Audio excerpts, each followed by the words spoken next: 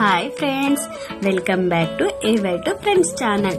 Today special చెనంగి తొక్కు. ఇది చాలా మందికి తెలియదండి. పల్లెటూర్లలో ఉండే వాళ్ళకి మాత్రమే తెలుసు. సిటీలో ఉండే వాళ్ళకి దీని గురించి తెలియదండి. ఇది ఎక్కడ పడితే అక్కడ పల్లెటూర్లలో ఇప్పుడు వర్షాకాలానికి న్యాచురల్ గా పెరుగుతుండండి ఈ మొక్క. అది ఇప్పుడు ఈ వర్షాకాలంలో అందరికి జబ్బు, దలుగు ఇలాంటివి అవుతూ ఉంటాయి కదండి.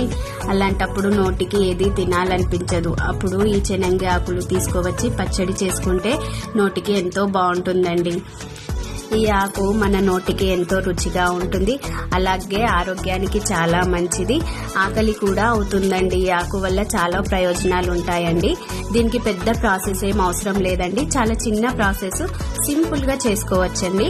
దీనికి కావలసిన పదార్థాలు కొంచెం ధనియాలు, జీలకర్ర, ఎండు మిరపకాయలు. మీరు కారం ఎంత తింటే అంత వేసుకోండి. ఎండు మిరపకాయలు, కొంచెం వెల్లుల్లి రెబ్బలు, ఒక చిన్న నిమ్మకాయ సైజ్ అంతా చింతపండు అండి, ఆకు, అంతే. అంతకు మించి దీనికి ఇంకేం అవసరం ఉండేది.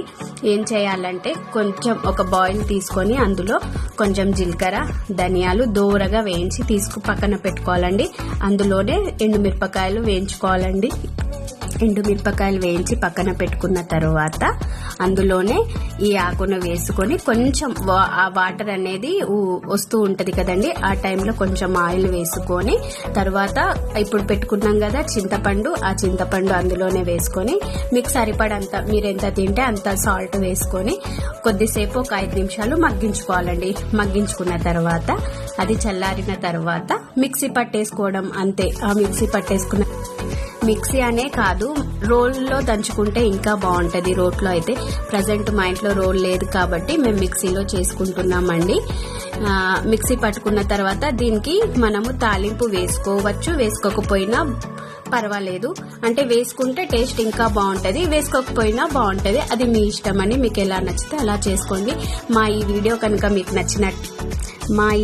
కనుక మీకు నచ్చినట్టయితే లైక్ చేయండి, షేర్ చేయండి, కామెంట్ చేయండి.